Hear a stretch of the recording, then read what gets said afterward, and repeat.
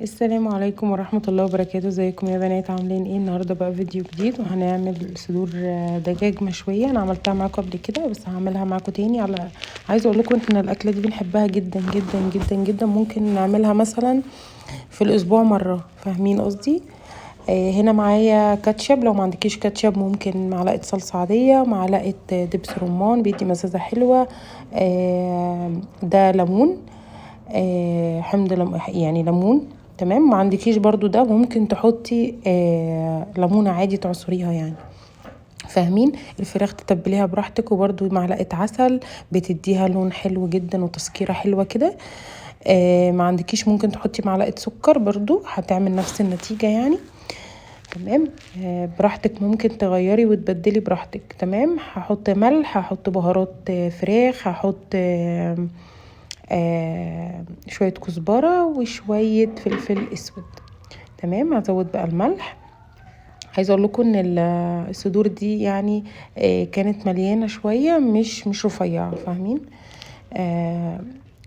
بس هنا بقى بنزل الفلفل اسود، حطيت بهارات فراخ، وحطيت شويه كزبره بتديها ريحه حلوه قوي، جربوها. بتدي الفراخ حلوه قوي. ولو في اي زفاره طبعا انا غسلها كويس. شويه بابريكا بتضيع زفاره الطيور عامه، فاهمين؟ يعني حتى لو عندي كزبره يعني اللي هي الخشنه مش الناعمه دي، بغسل بيها الطيور يعني، بحط منها، بحط حبهان، بحط يعني حاجات كده، بغسل جنزبيل. تمام. بس وحطيت شويه جنزبيل برضو تاني، ضفت شويه جنزبيل مش هنا بس بعد ما قفلت الكاميرا يعني، حطيت شويه جنزبيل لاني نسيت، فاهمين؟ بس هنا بقى قلبتهم في بعض كده وشويه زيت. طبعا عندك روزميري حطي، عندك زعتر حطي برضو براحتك خالص يعني، التتبيله دي بتاعتك. بس عايزه اقول لكم ان التتبيله كده طعمها كان خطير. تمام. هي الفراخ تتبليها براحتك، انما اللحمه ما بتبقاش عايزه تتبيلات كتير يعني. اللحمه كفايه ملح، انا بعملها ملح وفلفل اسود فقط لا غير، عشان ابين طعم اللحمه، فاهمين؟ بتبقى حلوه كده احسن للشوي. ولو حشويها برضو بفرم طماطم وبفرم بصل وبفرم فلفل الوان او فلفل اخضر، لان الفلفل الاخضر بيدي ريحه للحمه حلوه قوي. تمام. طبعا انا كنت حابه الفراخ تبقى خفيفه يعني، مش حابه احط بقى عليها طماطم ولا الكلام ده كله، ولا بصل ولا كده، من غير اي حاجه خالص. تمام. لان احنا بنتغدى بدري، يعني تقريبا كانت الساعه 12 يعني، بنتغدى زي الساعه 1 كده. هنا بقى معايا حلتين على النار، هحط فيهم ملح، حاطه فيهم ميه عشان تغلي، وهحط فيهم ملح. هنا ما عندي كوسه وعندي بطاطس بقشرها طبعا غسلها كويس، البطاطس الصغيره دي. ومعايا جزر، هديهم سلقه بسيطه كده. وهنا نزلت بالمكرونه الاقلام، عندك اقلام، عندك سباكيتي، عندك خواتم، براحتك خالص خالص خالص. مع المكرونه مش شرط مثلا مكرونه سباكيتي في الوصفه يعني، فاهمين؟ بس كده هديهم تقليبه بقى. وهنا طبعا هسويهم يعني مش هسلقهم قوي، فاهمين؟ بس هديهم بس. طبعا انا ممكن اعملهم سوتيه، بس انا فضلت ان انا احطهم في الميه كده احسن. تمام. هنا هعمل صوص ابيض او وايت صوص، زي ما بتسموه يعني، براحتكم خالص. هنا خدت معلقه سمنه واحده، ما خدتش كتير، معلقه سمنه بس عشان كانت السمنه سايله شويه. تمام. وهاخد معلقه دقيق برضو حسب الكميه. هنا هعمل الصوص الابيض، مش هعمل بشاميل. تمام. بس هو بنفس الطريقه، بس هعمله خفيف. بس انا بحط عليه جبنه اللي هي المراعي السبريد، وبحط عليه جبنه تركي او رومي حسب ما بتقولوا عليها يعني. بس كده. وبحط عليه كريمه طهي، ما عندكيش براحتك ممكن تحطي قشطه خالص، بس الكريمه، او ما عندكيش كريمه ممكن تحطي معلقه لبن بودر براحتك، هتديكي برضو نفس النتيجه.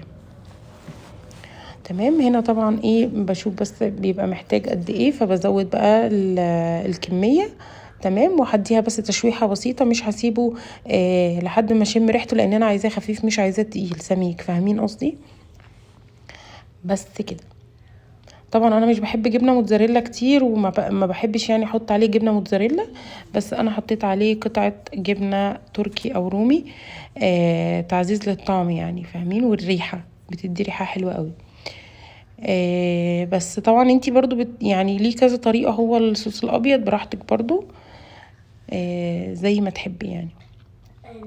بس كده بقى هنزل بالحليب عليه، هنزل بالجبنه الاول تتشوح مع زي ما انتم شايفين كده اهي الجبنه. عايزه اقول لكم بتخليه كريمي خالص خالص، وكمان يعني ممكن استغنى عن الكريمه عشان خاطر الجبنه دي بتدي طعم حلو قوي، يعني مش شرط احط الاتنين، هي بتديني يعني نفس النتيجه بتاعت الكريمه بالظبط. ما عندكيش برضو الجبنه دي، ممكن تحطي الجبنه المثلثات العاديه اللي هي لافاشكري او اي نوع يعني جبنه، مش شرط طبعا عشان لافاشكري في المقاطعه تقريبا. ف المراعي مش في المقاطعه، المراعي شركه سعوديه عاديه خالص، ما فيهاش مقاطعه، فاهمين؟ انا بحاول ان انا على قد ما اقدر نتلاشى المنتجات بتاعه المقاطعه. تمام. وطبعا الحليب النادج طبعا شركه سعوديه برضو، مش في المقاطعه. تمام. بس تقريبا انا بجيب كل المنتجات سعوديه عشان خاطر ومصريه طبعا عشان خاطر المقاطعه. بس هنزل بقى بالملح وفلفل اسود. تمام. وعندك 7 بهارات حطي، عندك جوز الطيب حطي، بس انا للاسف ما كانش عندي جوز الطيب، فاكتفيت بالملح والفلفل الاسود. زي ما انتم شايفين كده هو الصوص خفيف، بس مع الوقت هيتقل شويه، مش هيبقى تقيل بشاميل اللي هو الكريمه ده، يعني البشاميل هيبقى خفيف. تمام. هنا بقى خلاص صفيت الخضار. انا عملت بطاطس كده مسلوقه وقعت في الطبق وجزر وكوسه. انتي عندك اي خضار تاني مش شرط بقى نفس اللي انا عاملاه، ممكن طماطم مشويه، ممكن بصل مشوي، براحتك خالص. اهي حطيت قطعه جبنه بوريها لكم على الوايت صوص. تمام. انا بعمله برضو بكذا طريقه، مش ماليش طريقه معينه فيه يعني، وبعمل كده يعني حسب المزاج، فاهمين؟ بس فهديله تقليبه. هو زي ما انتم شايفين كده ابتدى يتقل شويه. اول بقى ما هنزل عليه المكرونه، طبعا انا المكرونه استوت، بصوا هو خفيف لسه. المكرونه استوت وصفتها فسايباها شويه. تمام. لحد ما الصوص يغلي معايا عشان انا حاطه اللبن بارد. بس كده اهو زي ما انتم شايفين هو كده قوامه حلو وبيغلي. فهنزل بقى بالمكرونه وهوريكم دلوقتي هيتقل ازاي. تمام.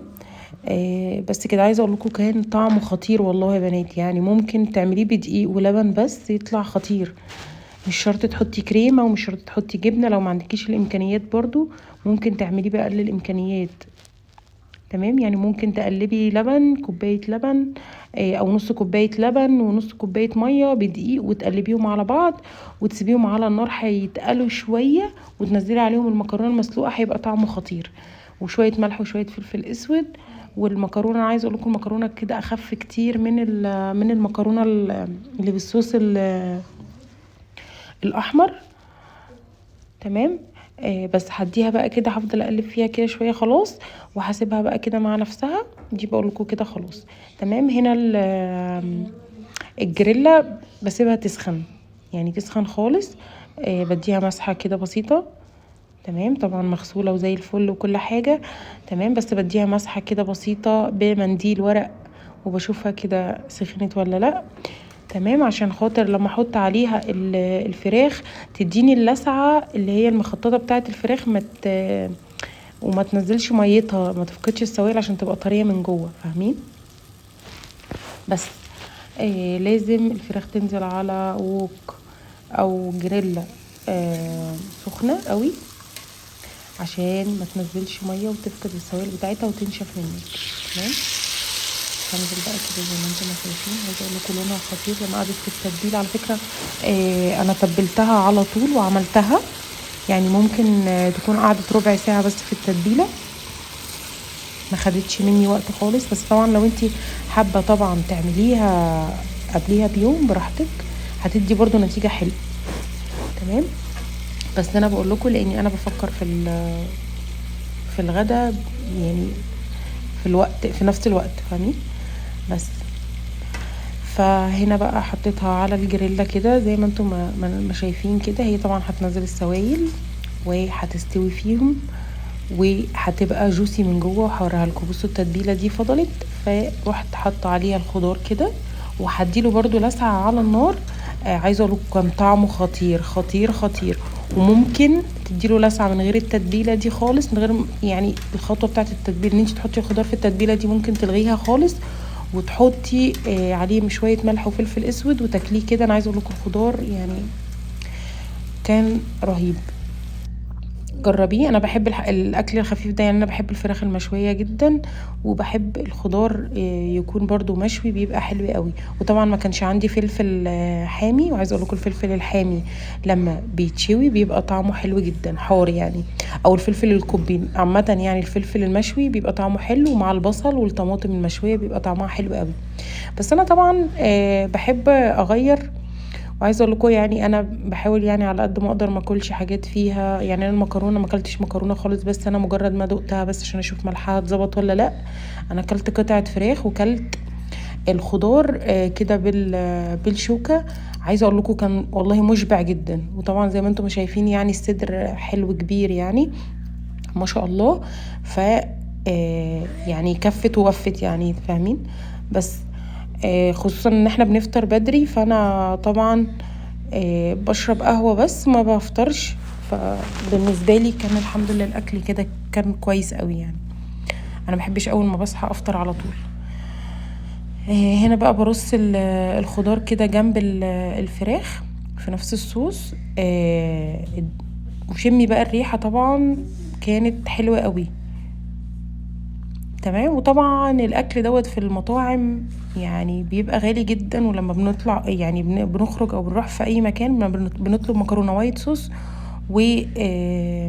وفراخ مشويه كده، صدور فراخ مشويه زي ما انتم شايفين كده بخضار سوتيه، او بالرز يعني برز ابيض بنفس الطريقه كده، وخضار سوتيه وصدر الفراخ يعني اللي هو المشوي ده بيبقى عليه برضو صوص مشروم. برضو بيبقى سعره خرافي والله. بس يعني عايزه اقول لكم في البيت بيبقى احسن بكتير. زي ما انتم شايفين بصوا الخضار بديله لسعه كده. وبقلل الامكانيات يعني بسيطه خالص يعني. يعني عايزه اقول لكم يعني كيس الصدور دوت مش غالي المخليه ده. او لو جبتي مثلا صدرين او 3 مثلا وانتي قطعتيهم في البيت بطريقتك، هتقطعيهم طبعا ارفع من كده بكتير، هيبقى برضو موفر معاكي. تمام. طبعا انا بعمل على قدنا بالظبط، يعني ما بعملش كميات كبيره، يعني كل واحد قطعه. حلو قوي، والصدر كبير ومشبع مش رفيع. وطبعا احنا كده كده ولادي ما بياكلوش عامه كتير، وما لهمش اصلا يعني في الاكل يعني بياكلوا صنف واحد، ما بياكلوش كذا صنف، فاهمين؟ بس كده. فشكلها كان حلو جدا وطعمها كان احلى كمان. وهنا بقى بطلع الخضار طبعا لاني عشان ما خدش وقت، عشان ما يتهريش كمان مني. هنزل بقى بالباقي. والكوسه طبعا حساسه زي ما انتم شايفين، البطاطس ماسكه نفسها شويه والجزر، بس الكوسه حساسه شويه. كنت المفروض حطيتها في الاخر خالص بعد ما البطاطس والجزر غلوا غلوه كده، طلعتهم ونزلت الكوسه بس برضو خدت لون وطلعتها. بس انا للاسف يعني عدت مني يعني الموضوع ده. مش مشكله، كلناه وكان طعمه حلو قوي يعني. انا بقولك بس عشان تبقي واخده بالك بس في التسويه. ممكن كمان الكوسه ممكن تشويها على طول من غير مثلا ما تسلقيها. هنا بقى بحط الخضار بقى الصوص اللي فاضل مع طبعا بنزله على الفراخ كده زي ما انتم شايفين. عايزه اقول لكم ان كان طعمها حلو جدا وخطير، مش عشان انا اللي عاملاها بس كان طعمها حلو قوي واحلى من بره بكتير. وطبعا ونضيفه طبعا بقى. وطبعا انتي ضامنه يعني ايدك عامله الاكل ازاي لولادك وكده. بس وبالهنا والشفا للي كان ليه نصيب في الاكل وكل منه يعني، وكان عجبهم جدا. هنا بقى هبتدي ان انا بصوا بقى الصوص حلو ازاي. عايزه اقول لكم ريحه المكرونه كانت حلوه قوي قوي قوي.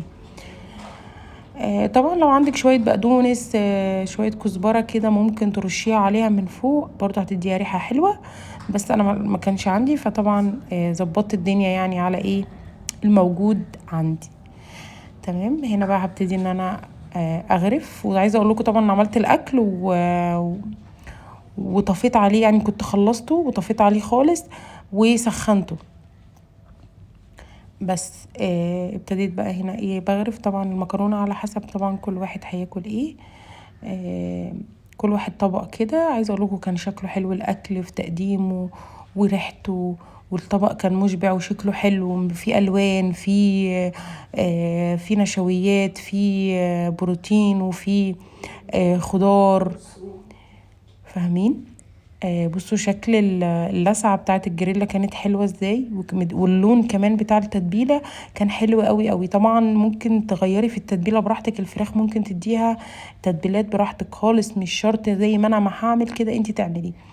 تمام. انا بديكوا برضو الخلاصه لان انا عملتها قبل كده. فطبعا انا قبل ما بعمل الفيديو بكون عملته مثلا الاكله دي قبل كده مرتين 3 مثلا، عشان خاطر تطلع مظبوطه معايا واقدمها لكم، يعني مش بقدمها كده وخلاص. فاهمين؟ هنا معلش الكاميرا كانت ما كنتش واخده بالي منها ان هي وانا برص الخضار يعني، بس هظبطها لكم عشان تشوفوا شكل الطبق كان يفتح النفس ازاي، والالوانه عامله ازاي. طبعا انت بقى طبعا ممكن ترصي براحتك بقى الحاجه اللي انت حباها واللي انت شايفاها صح. طبعا عندك بروكلي حطي، اي خضار انت حباه تاكليه كليه. فاهمه؟ ممكن بدنجان مشوي برضو تقطعيه رفيع وتشويه بيبقى حلو، وتعملي له شويه تحديقه مثلا ليمون بشويه ملح وكمون كده ويبقى حلو قوي. بصوا شكله بقى، عايزه اقول لكم كان خطير وطعمه حلو جدا جدا جدا. بس كده، ويا رب الفيديو بتاعي يعجبكم. ما تنسونيش في اللايك والشير وسبسكرايب.